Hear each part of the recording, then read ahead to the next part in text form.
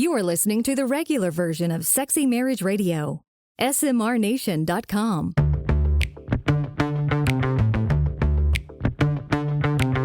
You've turned on Sexy Marriage Radio, where the best sex happens in the marriage bed.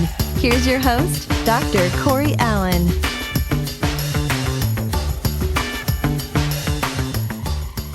Welcome back to another episode of Sexy Marriage Radio.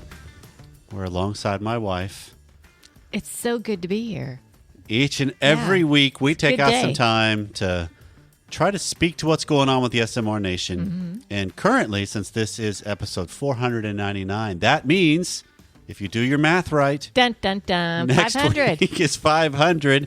And what we're asking from the SMR Nation right off the bat in today's episode is, if you've not emailed in or called in 214-702-9565, we want to hear stories from you.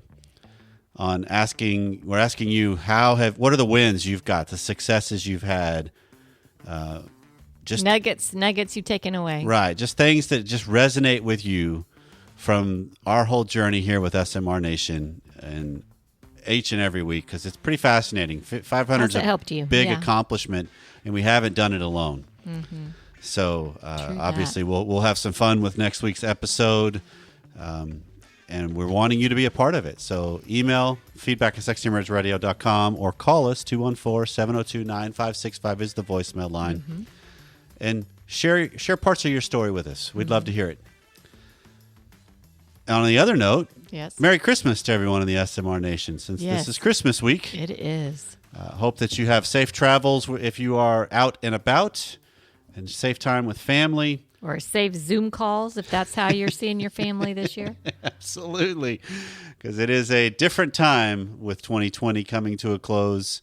And we just wish you blessings and safety as you get a chance to spend some time with family and maybe just take a little bit of break wherever you are. And then I also want to start off with just to thank you for another year in a way that, if you're kind of winding down. The holidays are times where we spend some time just kind of reflecting. I definitely do. I take the time between Thanksgiving and New Year's to just kind of pull back and look at what's going on and where are we heading and kind of how things have been unfolding. And I'm excited about what's coming with the world of SMR Nation. In 2021, I'm also excited about where we've gone and all that's been accomplished, and how members of the SMR Academy have regularly shown up on our monthly calls, conversations in Slack. So if you want on board with that, come join us. Plus you get the extended content, because that's just even additional information that hopefully helps your marriage move from whatever point it's at to a little bit better. Right. Because what we really want to have happen here... Or a lot better. Yeah, absolutely. What we really want to have happen here is for marriages just to thrive all over the place. That's right.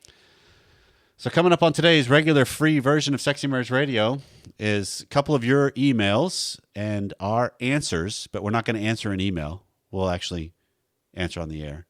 Perfect, just so they can hear voices. Right, just in case you didn't crack that code there, Pam. Good choice. And then coming up on the extended content of SMR is a conversation that you and I are going to have about what are some of the simple dailies. This is one of the things I came across in this last month or so, of just what are some simple things you could be doing every single day that'll help your life and your marriage. I look forward to that. And they're pretty simple. Yeah. So if you want on board with the extended content, go to smrnation.com/SMR Academy. That's how you can join for a little bit longer conversation. Plus, there are no ads. So all that's coming up on today's show. So here's an email that came in, Pam, right after a couple weeks ago with the episode I did with Trip Lanier. Yeah. And it was from a wife that was talking about, she listened to 497 and she was feeling really hopeless. Okay. And so if you weren't familiar with that episode with Trip Lanier, that was a conversation he and I had about what does it mean to be dangerous and how do you try to live more alive. And we really did spend a lot of time on some differences between men and women and the dynamic that can play out. And sometimes when we do that, it will strike a chord on the other side of the equation, right? Because a lot of what we face is non-gender specific. But sometimes when we talk about things, we can take one side. And I'll totally own that. And sometimes there's a fallout to that. And so this is what she was pointing out. She says, I was left feeling hopeless after 497, not because the topic wasn't valid, but because of what was not talked about on the show. The unspoken reality is that wives are lower desires because their husbands have let themselves go and expect the wives to find them attractive regardless. I've heard you in prior episodes begin to go down this path, but then you're quick to say, well, that's not typical of all the women, so we drop the subject. Wrong. I've done my own survey of the different groups of women in my life, from work, church, close friends, acquaintances, Facebook groups, etc. When posed with the question, 97% were very quick to say that they wanted their husbands to lose weight so that they would be healthy. And after I make the bold claim that I find it to be a turnoff which killed our sex life, they then find it safe enough to admit the same, but also make sure to end it with, but I really want him to be healthy too. I think women are so shamed, largely by each other, that we aren't allowed to express that we can be visually stimulated just like the men. We're also conditioned that the male ego is so fragile that they can't handle that kind of truth, and men are happy to live in denial that a woman could lose attraction for them. All they have to do is compliment or do the dishes once in a while to turn their wives on. Wrong, which we've talked about that before in the past. After talking to all these women, I found that they very much want to have sex, just not with their overweight husbands. So this episode left me feeling hopeless. We spoke of compliments without expectation and not asking for permissions. That's great advice, and I agree. But you're not talking about how the wife wants to look at her husband with bedroom eyes too. And I like that phrase. Because I think she's pointing out it's easy to miss that, right? It is. I guess I'm, well, keep going. So she's not putting him off because she's being repelled, goes into hiding, and then ultimately labeled as the low desire. Maybe if men would keep trying to impress us the same way they did when the women try to look good for them, the low desire would be more willing and more wanting. You mentioned that sex is the one thing that separates the marital relationship from all others, and I agree. Sex is a huge component for this reason alone. So why do men feel like they can get lazy, but the wife will be okay with it?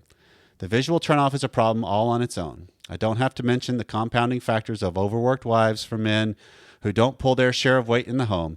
So why are we willing to blame low desire on that, but ignore a physical attraction part? I'm convinced we've got it backwards. Laziness isn't for better or for worse. So why isn't this addressed? I think this could solve a myriad of marital issues all on its own. As long as my husband gets to think that a compliment without pressure of performing is all it takes, I have no hope for a vibrant sex life. And so she picked up on what was not being said. And it obviously spoke very loudly. And I give her all kinds of props for emailing in this kind of email. Because, you know, we don't just mean this as a platitude of, if it wasn't for the SMR Nation, we would not be where we are as a show and as a nation. It's because of emails like this is where we are. It's because when we say, give us your feedback, we mean it.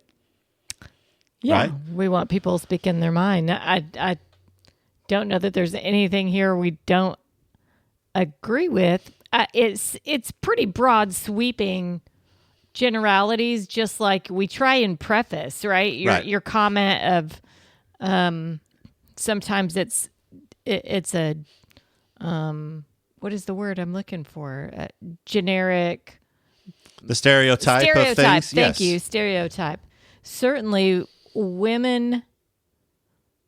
I will speak for myself. I will speak for myself. Here's where I like speaking for myself as opposed to a broad sweeping statement that says women in general, right?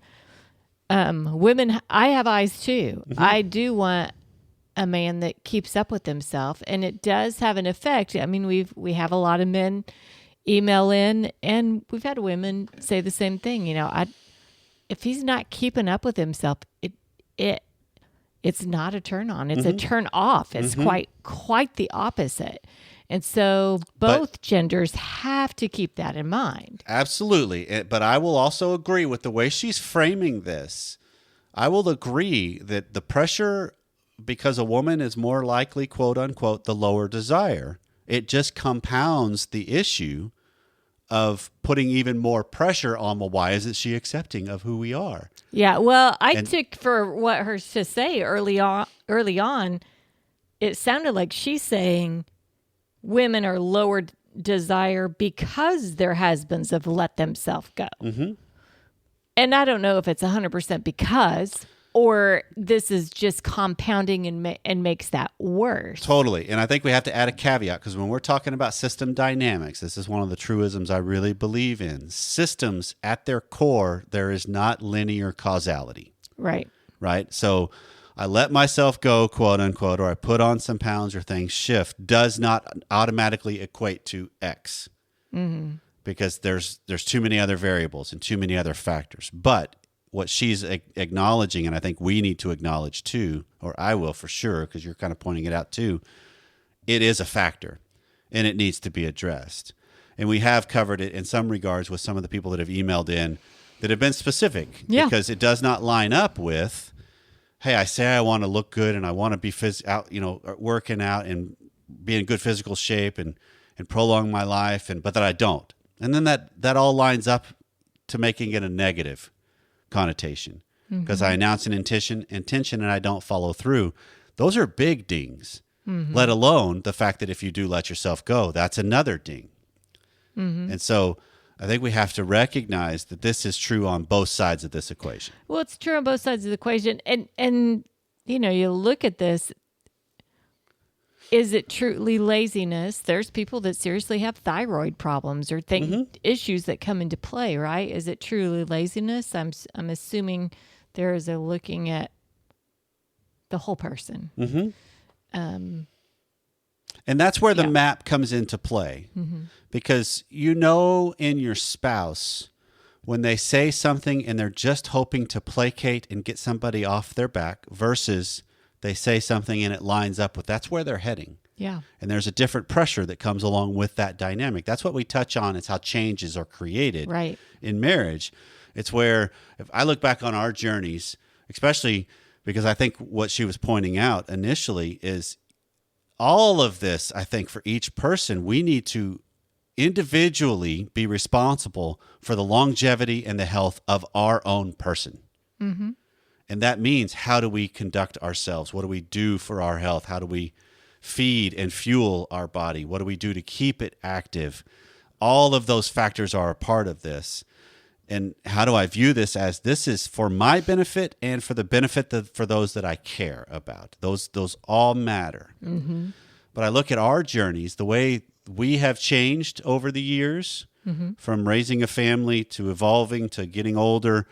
The big physical shifts that we've had have all just been individual. You've made a commitment to, I'm going to start walking more regularly at one point. And you just started doing it. Going to yoga. You didn't ask. I made a commitment to, I'm going to start doing some shakes in the morning. Oh, those many years ago. And healthy ones, not ice cream, folks. Fair enough. But I just started doing it one day. I just got all the stuff and just started it. I didn't announce it, just did it. And same with workouts. It's not a flaunting. It's not a competition. Although, for those of you that want to get on the bandwagon with 2021 coming right up and working out, we had some fun time when we first started working out. Yeah. Where we bought a gym membership together. We had the time to get there pretty regularly, and we made a commitment that at the end of a week, if one of us did not go 3 times and do some strenuous work, $5 went into a jar. And at the end of the year, whoever had put the least amount of money into the jar got the money in the jar. And all we had to do was get our butt to the gym and follow through. That was kind of fun. And that made it a fun little thing for where we were at our point in life. And an enjoyable way for both of us to look out for ourselves and in turn for the benefit of each other. Because I think she's right that men and women both have eyes. We both have flavors that appeal to us. Yeah. And it's also very, very likely that who we were when we met is different on both sides. But men don't get a free pass on this. And that's worth noting. Because it can sometimes seem like, well, that's just what dudes do. No, wrong. If you want something more, be better. Confront some things in yourself. And at least then, when you talk about this dynamic of the difference between a higher desire and low desire, you get more clarity of what really is in the way. Because you've controlled what you can control better. And then you can confront the differences between you even cleaner. So another email that came in, Pam, and this is from newlyweds. I love that. Remember those days? I don't even remember that. Okay. Yeah, you do. You remember it. So, hey, Dr. Allen, my wife and I are newlyweds, and we listen to your show on and off, depending on the topic. Your show has been a great blessing to me. I actually have a couple of questions. So I've come into a predicament quite often about having a sex drive that's been annihilated by premature ejaculation. I say that my wife and I have somewhat the same level of drive, but when I find a position that works well for me, such as cowgirl, my penis doesn't get too much attention, and so my wife is able to come before me at least once before my sex drive jumps through the roof. However, the opposite happens when we use a position that does cause me to climax faster, and due to that, I could literally go weeks without wanting sex again. What steps can I take to help from ejaculating too quickly? We're going to answer this one, and then we'll move on to his second question because it's a different... Actually, no, as I'm thinking about it, they might tie together. Okay. So my second question. Go for it then. I've heard you mention multiple times about transitions during sex, like going from oral to penetration to fingering or a toy. Unfortunately, transitions don't normally work for my wife. I can start with oral or a toy or some rubbing, but the moment we do penetration, I can't go to anything else. It's as if her building up completely restarts. What advice can you give me to help the transitions to be smoother and less stop and go? Just like any husband, I cherish my wife, and it kills me when I'm struggling to pleasure her. Thanks for all that you do to help. All right, so I see how these two can relate.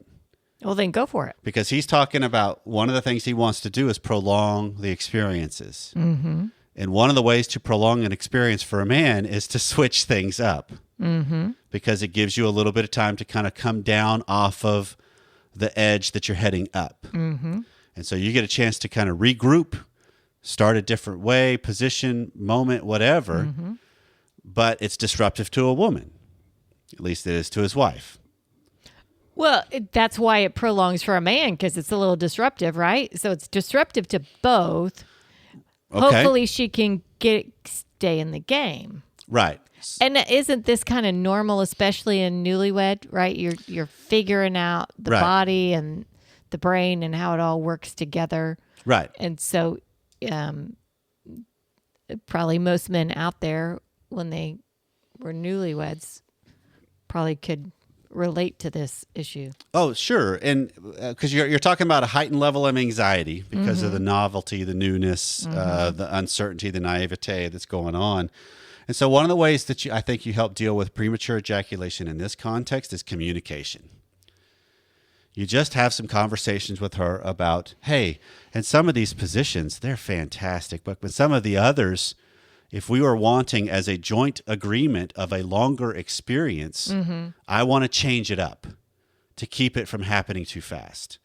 And maybe she gets buy-in, and then there's a lot of trial and error of, oh, that worked really well. Look at us, how well we recovered. Right. And sometimes, man, that bombed. Right. But look at this through the lens of two things. One, married sex is a long game. Just because something in one experience does not go well does not mean it's a disaster. What'd you learn from it? What's your conversations after it? How do you recover from it? And then how do you take that data to do something better? Because this is about not what necessarily you learn about your spouse. It's also what you learn about you. Mm-hmm. I learned that when you were in that position, wow, that's too much stimulation. So if I want to make it last. If I want it to go longer, we got to yeah. come up with a different situation. Right. And so sometimes that's some agreed upon, let's see if we can't add in some shifting here and there to make this go better and longer. The other component of the two things that are worth noting is one, marriage is a long game, and the other, great sex is all about recovering. Mm-hmm. Because it doesn't always flow from the starting bell to completion smoothly, right? So sometimes it started and then, whoa, something happens. Phone rings, kid knocks on the door. I mean, all kinds of circumstances interrupt us. The brain just goes weird. Something doesn't work the way you thought it would, but you recover. And now, lo and behold, you both just showed up differently. Yeah, some of that's the joy of going through that, right? Right. It's like the mountains and valleys of the whole thing. Totally. And if you look at it that way, as this is an expedition, sometimes expeditions are scary, right? And there's parts of it that are like, I don't know how I'm going to react to this. I don't know how she's going to react to this. Let's try it and see. And maybe you both discover, whoa, look at what we're capable of. Well, yeah. So he's talking about that once there's penetration, she doesn't want to have another position. She doesn't want to move from that. Right. Is that something that the two of you have actually had some sort of discussion about, or is it just in the moment, in the heat of it, you try and move away from it and she keeps pulling you back? No, not going anywhere else. Right. Well, when you're not in the heat of it, bring it up. Yeah. Hey, here's what's happening for me. Yeah. And bring it up and see where it is. Don't do it in the heat of it. Right. Because this is about teaching each other about yourself and your partner on, hey, this is what's working. This is what just happened to me. And so there is a lot of, and from the couples I've worked with and from our experience too, there's a lot of Monday morning quarterbacking that can go on with this, right? That you talk about it afterwards, that you debrief it at the next day or something where it's like, hey, this is what I was thinking about, and this is what I just realized, and this is, and then all of this is good information to help bring you back together for the future. A couple other specific things from his first question on the premature ejaculation. We've talked about this before on some prior episodes, so if you just Google premature ejaculation on the search feature at smrnation.com. Not Google, but put it in the search. Use it in the search feature. Well, you could also put in quotes SMR Nation premature ejaculation. Okay. It'll find it. Google's everywhere. You know that, babe. They're listening right now. I'm thinking of the crazy Google stuff you're going to find. But okay. You're right. I hear what you're saying. You're right. One is there's an element of you go first. And depending on refractory period, you go first, achieve orgasm, continue with foreplay, continue with the connection until your refractory period's over. Then you're in a position to be able to do intercourse again for most men. Don't know what kind of length of time we're talking about between because each guy's different. But lots of times the second go around, every man typically is a little bit longer on how long it takes to reach orgasm the next time because the sensations in the body and just the way it flows. The other is just when you're talking about the positions that you've recognized, some work to prolong and some don't. Well, what's the specifics on the feelings and the views and the experience of the positions that prolong it versus the ones that don't? Because there's nuances. Sometimes people can orgasm very, very quickly when they're face-to-face, eye-to-eye, because they truly are intently with each other. Sometimes when a woman's on top, some guys can go a long, long time.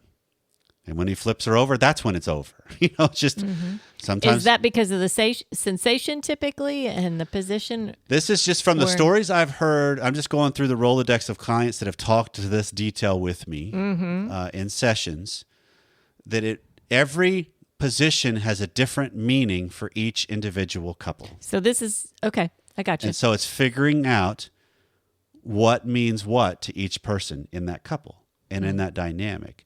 Because if you're talking about just sensations on what's impacting your penis, any kind of intercourse, there's similarities with all of it. It's totally engulfed by the vagina on all the positions. There's some from the rear entry that you hit the pelvic bone a little different that adds a different sensation to it on a firmness. Gotcha. Depending on the angle of entry.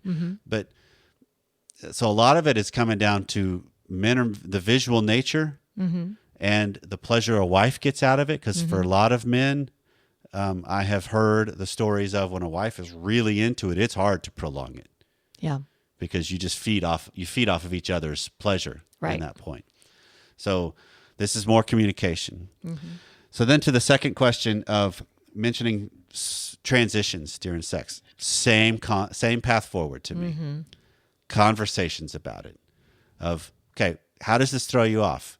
Do you have difficulty getting your head back into the game or the body back into the game? Because there are a lot of times, I think, for couples, when you do change it, unless it's a smooth, seamless change, which some positions are easier to do that and you stay in process.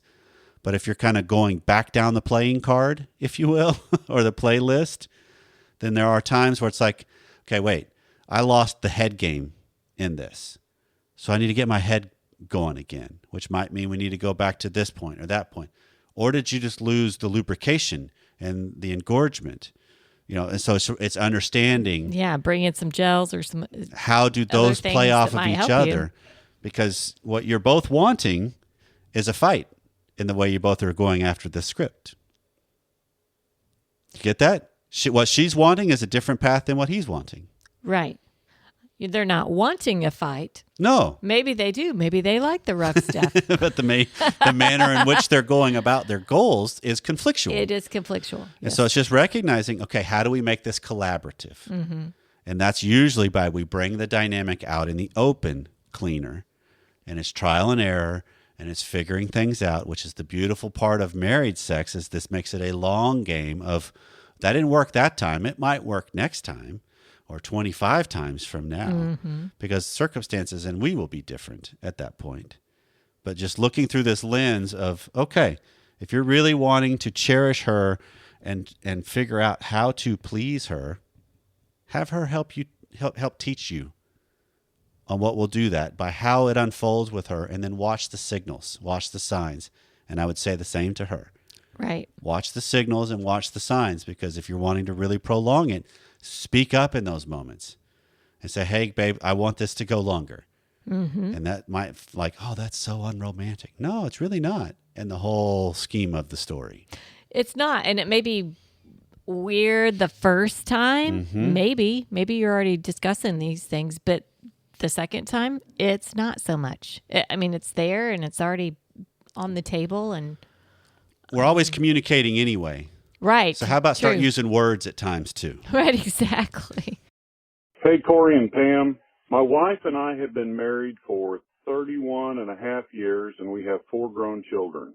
Our sex life is pretty great, and for the last 2/3 of our marriage, my wife has been multi-orgasmic, sometimes as many as 10 per encounter. I happened across your show in an effort to always be improving our marriage, not really expecting to find a lot that we didn't know. I know that was pretty arrogant of me. Trying to catch up on the episodes, I came across episode number 430, which was titled The F Word. And I sent it to my wife while she was on a business trip, because as far as the language usage in our marriage, she's always kind of been the goody two-shoes of the pair of us, even though we're both believers. I didn't even know for sure if she had listened to the episode, but when she got back from her trip, she had obviously taken the hint to heart, and our sex life really cranked up a notch because of that episode. For as long as we've been happily married, we have been praying together twice a day, which is me in the morning, her in the evening, and there's nothing more intimate and vulnerable than when you're openly praying with somebody. And we think it actually has a lot to do with our success. Appreciate you guys, and keep doing what you're doing. Keep up the good work. Thanks. And we're going to leave it at that. Wonderful. Thank you for that call. This has been Sexy Marriage Radio. Obviously, we tried to cover a lot of ground today. So if there's something that we did not get covered well, we're counting on you, SMR Nation. Yeah, bring it up. 214-702-9565 or feedback at sexymarriageradio.com. And also, final reminder, next week is episode 500, baby. Woohoo! So for those of you that have been around for any length of time with us and have reaped any sort of insight, knowledge, even just a little perk of, I can say the F word? Whoa, that's awesome. I love that email, that voicemail. That's so great. We want to hear from you, because we want this episode next week to be about all of us. It's not just Pam and I. Obviously, there's been a lot of people that have helped Sexy Marriage Radio be what it is. Yeah, absolutely. You are among us, so join us, 214-702-9565 to share your stories or feedback at sexymarriageradio.com. So wherever you are, whatever you've been doing, have a very, very Merry Christmas, and we'll see you next time.